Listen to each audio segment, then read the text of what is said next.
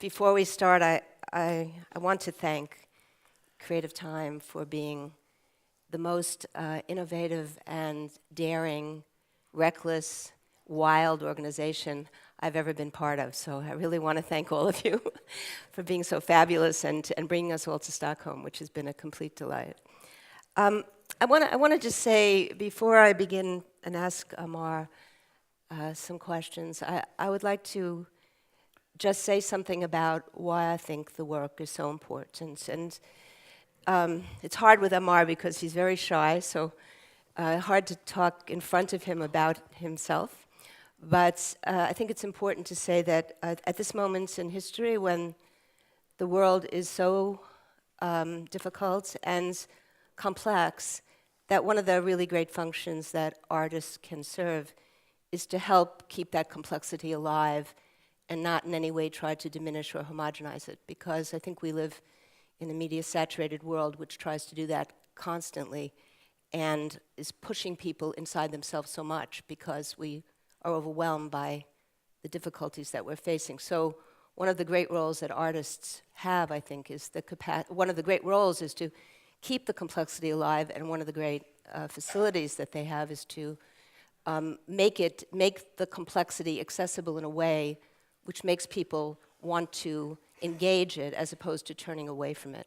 And I think one of the great gifts that Amar has is the capacity to use beauty and elegance, sound, image, to seduce us into the problem as opposed to seducing us away from the problem. So I wanted to also just say how I met Amar. Many years ago, I went to Birla House in Delhi, where this is the place where Gandhi was shot.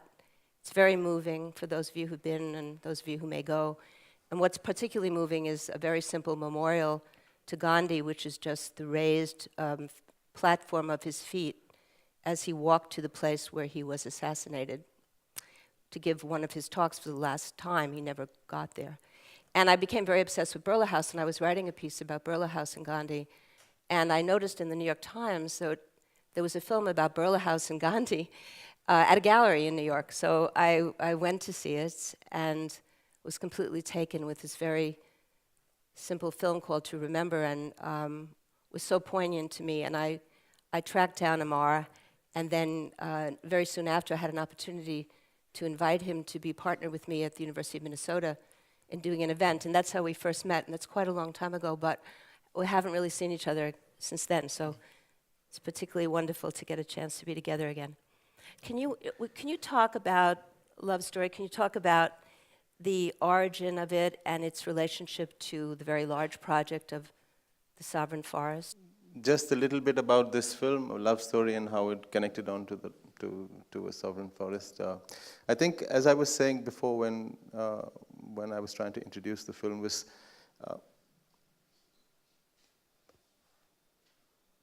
I think I've reached a point when, at least I define it as a kind of exhaustion with super articulation. And What is super articulation? I felt after, I mean, in a way, I started off by saying that I think we need to dialogue, and many years ago, and that it was important for us to talk to each other and therefore obviously listen to each other, and if one were to be able to dialogue, one would be able to move forward. And after some years, I found, I kind of felt like retreating from that position, because even the dialogue became super articulate on each side, and everybody had their own configurations, arguments, positions. They were communicating this to each other, and yet I felt that, actual positions weren't shifting. I felt that in a sense, it did not necessarily lead to another kind of comprehension or another kind of compassion in a certain way. And so I think I stepped back from dialogue a little bit, and which was probably the first time I began to kind of a bit more consciously work on trying to understand, say, the multiplicity of time, to see if there was a way to actually dialogue, or if there was a way to cut through a kind of a stasis or a status quo of super articulation through an understanding of multiple time, which in a sense then led me to look at poetry, first in a narrower sense and then possibly in a wider sense of a kind of terrain to get into, rather than a terrain where two people are actually speaking to each other. Therefore, when I came to this film, I felt like even retreating even further from time and poetry, even though there is that here in the film, and felt I need to withdraw that before I even learn, in a sense, poetry, or before I even learn how to talk or to dialogue or to listen, I perhaps need to figure out and learn how to look. And so this was my, I kept on going back, and that's when this film happened, in a sense. When you say dialogue, who were you in dialogue with, or was that dialogue in your own mind, and you were making work which you felt was reflecting that conversation that you were having internally, or was it actually a political dialogue you were engaged in? I think there are many dialogues happening altogether. I mean, at the same time, yes, I am having a dialogue which sometimes I refer to almost like an interrogation with my own self. There is a dialogue that one is having continuously, and I keep trying to show and have dialogue with different audiences. But in this context, the dialogue that I'm referring to is actually dialogues between adversaries, between political positions, between different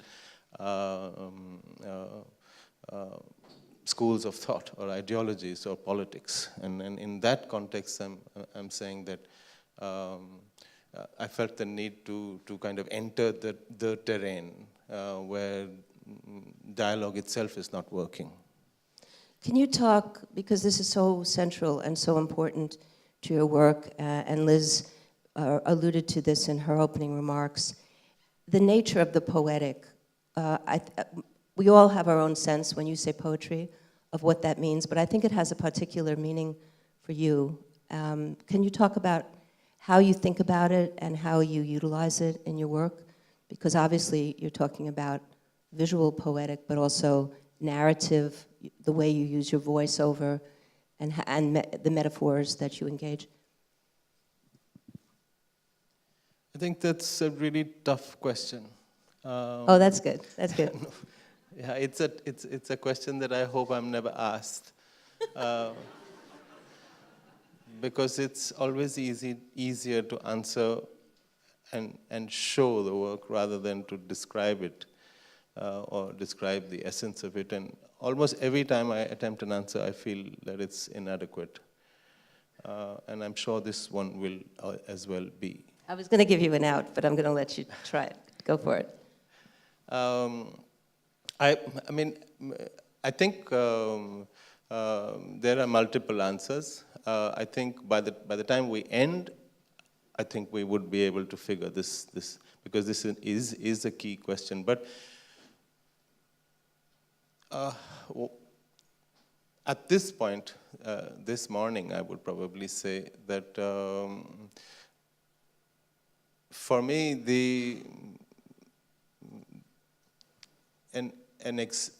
a set of experiences, if there is a method which actually simultaneously opens up a set of experiences, and not only does it open them up, but at a certain point there is a synchronicity that occurs between these experiences, and each of these experiences are certain kinds of comprehensions, I would say. They are insights which you have from the mind, from the body, from the soul, from the past, from the future. I mean, you can have several kinds of insights into a certain moment. But how could it be possible to have a range of insights simultaneously happening, and at a certain point synchronously happening? and it is likely to happen only momentarily. And then you would slip out of that. But what vocabulary would perhaps take you into that moment is what I would say is a poetic terrain. Because because you're taking on such complex social issues, which we will now get to talk about when we try to explain the sovereign forest to an audience, some of whom may not know what the piece is. Because one of your great strengths, I think, is that you never accuse. You never accuse anyone. You present the information, and then you let your viewer come to conclusions and hopefully to action. I want to just read this quote because it's such a great one. And it has to do with what's at the core of, I think, what you just said, but also how your work is an argument without making without presenting a logical argument, it becomes an argument, and without accusing, it makes a case. And this is what you say. You say, the document of the documentary has for long already been thrown up in the air. Is an illusion more real than a fact? Which vocabulary is more appropriate for a dream? How can a pamphlet be a poem? How can a poem be the story of a murder? How can a murder become a ballad? How can a ballad become an argument? How can an argument become a vulnerability, the expression of which itself negates the argument, but eventually shifts all positions? And then you say, I am more concerned with doubt and disturbances. And this is such a wonderful idea that a poem can be an argument. Can you talk about that a little bit? She's put together all the tough ones today. You have a very smart audience out there, and a lot of artists and a lot of people who write and do things. I think it's core to your process, and I think people want to understand it. I want to understand it. Yeah, no, it's tough for me. I'm sure it's not tough for them.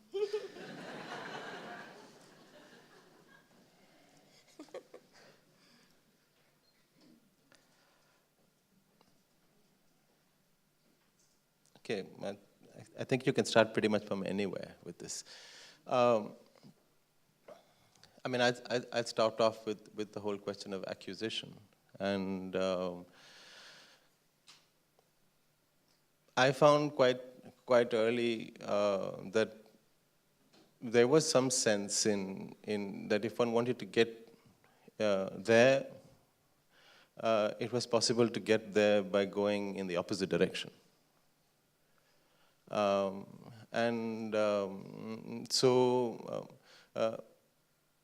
are many such illustrations of being able to do that, and I found that if I wanted to address the question of violence, I think the first thing to do was to address the question of my violence rather than your violence. Even though I began, say, wanting to address your violence. The insights that I would gain in addressing my violence actually kept reconnecting and informing the insights that I had about your violence. And simultaneously, and vice versa, the insights I gained about your violence informed my interrogation, in a sense, of my violence. And so, quite clearly, I'm moving in an opposite direction, even though I'm addressing something outside. At another point, I felt that it was that if you were to look at any philosophical tradition, Western, definitely Eastern, Asian traditions, you would find, whether it's Hindu, Islam, Buddhism, or any spiritual, even varying spiritual traditions at different points in time, you would find that there is a continuous attempt at understanding and trying to understand what is real. And there are so many very interesting, deep, sophisticated analysis presented continuously of mundane events, daily events, reality, illusion, oneself, meaning of existence, and so on. But we are constantly dealing with trying to comprehend reality and how it plays and why it plays out in this particular manner. And I'm coming back to the quote that you referred to, which is about the document of the documentary, in the sense being tossed up into the air, or how can a poem be an argument?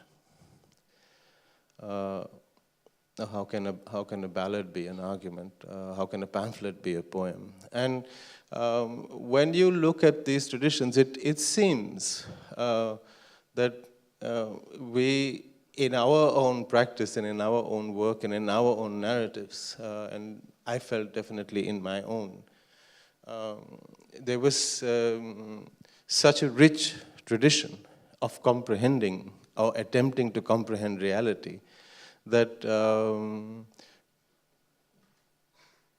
a poem had to be the story of a murder. A story of a murder had to be a ballad. There had to be I had to shift out of the realm of data. I had to shift out of one way of comprehending reality. There was no way I could start from zero and reconfigure reality. Or sometimes I say that if you really want to know the real me, then wouldn't it be better if you knew what my fantasies were than what my factual data is? And I'm sure for many others, they would feel the same. And then I would immediately ask that if the real you is, are your fantasies or your dreams, then what's the vocabulary of that reality? Would it be the same vocabulary as your facts, or would it be another vocabulary? And I think these are the interrogations, in a sense, that led me to making that statement, that led me to moving from love to murder, from life to death, and so on. Let's ground this a little bit in the sovereign forest, and can you talk about what led you to Odisha, and can you talk about the project and the complexity of the project, because everything that you're referring to is embedded in that project. I'm referencing this one because it's the most recent and it's the most complicated and largest of all your projects. What led me to Orissa was... should tell people where it is, too. Orissa is a state in eastern India, central eastern India. And I would just, point out to maybe in the late 90s was when I started to look at a lot of research data, very basic, simple data about who was visiting India at that time. And this is the time when the so-called growth story begins. This is the time when the economy is supposedly opening up. And I started to track down meetings that were taking place between corporations, heads of states, representatives of different corporations in different parts of the country, and essentially plot the terrain geographically where these meetings were taking place, which would data say somewhere between the early 90s and the end of the 90s. And there were a few immediately, in a very simplistic way, immediately there were 2 or 3 territories that popped up when you added the dots together. And one of them was the Alpines and the lower Himalayas. Quite clearly being targeted by pharmaceutical companies. Another area that was being targeted was the coastlines, quite clearly ports, and dozens of ports were to be built, coastal commercial fish culture and the other area that was obviously targeted were the mineral belts. And Orissa was one area where I kept seeing just about every single corporation from any part of the world sending their representatives. I think that was just the beginning. I traveled in all these areas, up north and along the coast and in different parts. But going to Orissa repeatedly brought out 2 or 3 things at that time. And I started filming really in the late 90s. The 3 things that it brought out to me was that this was very clearly the next area of target. There was no doubt about it. It had one of the largest reserves of bauxite, iron ore, forests, water. The second thing that struck me was that it was very, very well planned. They had foreseen this entry by a good 10 years. If you started to join the dots even further, and I often take the illustration of a road that began from nowhere and ended nowhere, which is that you would find in an interior area, in a forest area, or in an indigenous area, a perfectly tarmacked road. And it's only several years later that you found out that that road actually fitted into a plan that was conceived of industry, of refineries, of water and supply that fit. But it was 10 years ahead. So I understood that this was organized. And the third thing that I learned was that actually there were several autonomous resistances on the ground in different hamlets, in different villages, in different communities that were already taking place, and that the entry had happened. And that they were trying to comprehend the meaning of this, and they were resisting, and it had already been 5 to 6 to 7 years of some incredible, almost unknown resistances. And that they seemed to understand what was happening.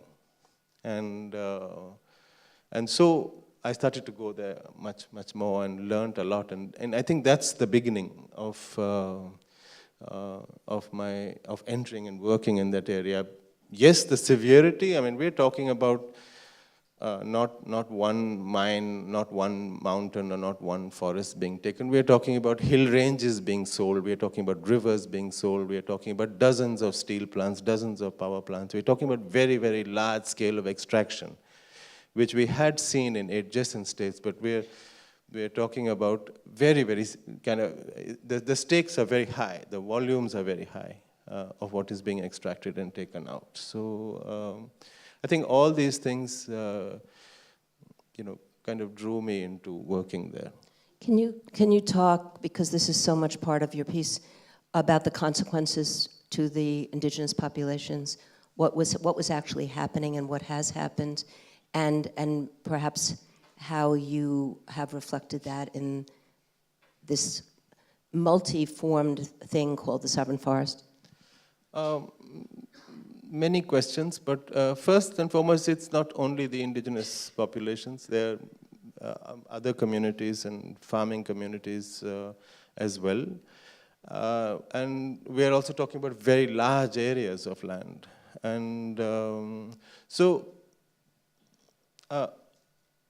I mean, in the limited amount of time we have here, I think it would be perhaps appropriate just to say that we're probably witnessing, or have been witnessing, perhaps the largest land grab that you have seen in maybe anywhere, cumulatively at one point, in terms of territory, in terms of number of people being evicted, displaced, in terms of volumes of resources being taken out. And we are also seeing a kind of coming together in bits and pieces, but I think now pretty much perfectly. We are seeing a coming together of international governments, international corporations, Indian government, the police, the judiciary, political parties, local politicians. I think they're all coming together and aligning in a way, and even an electoral process. I mean, I think when you were referring to the Gandhi film, to remember, one of the reasons why I made that film in 2003 was that that was the first time we had I think, in India, electorally, a chief minister or a political party asking for democratic approval through an election of murder, for murder. And this is in the context of religious violence in Hindus and Muslims. So in a sense, there was an election in 2003, where the election, very similar to the war on terror in a sense. The war on terror also asked electorally and democratically for the right to attack, to kill, to take revenge. It's the same political party that was responsible for the assassination of Gandhi. And I'm drawing this connection because you could have, say, the Mexican government, the new Mexican president, also electorally asking for permission from his people, in a sense, and getting the permission and winning to, say, bring in Monsanto in the home of corn in Mexico. So similarly, we have a situation where several forces, right-wing forces, religious fundamentalist forces, political parties, international corporations, nations, see that the only way to come together, really, the only way to access and to bust this resistance is to come together and fix the laws, fix everything, and as well as fix the election.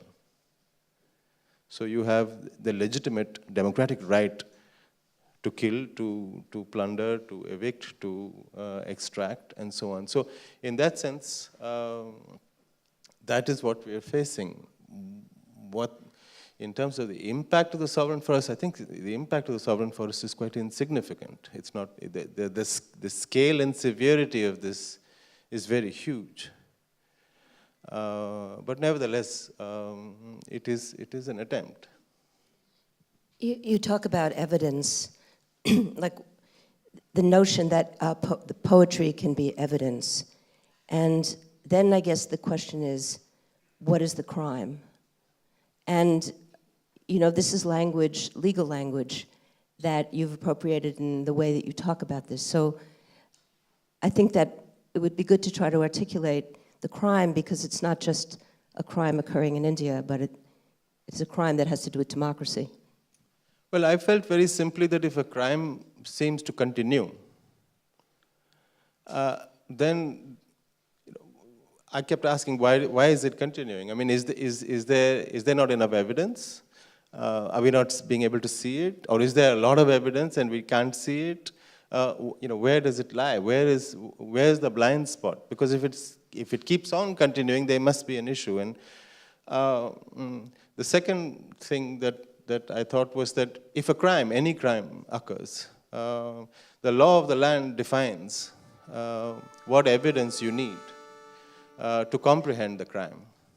An investigation takes place, the investigating agencies prepare evidence, the evidence is tabled before the judicial system comes to conclusion and makes a conclusion about the crime. Is that conclusion that we all follow, in a sense?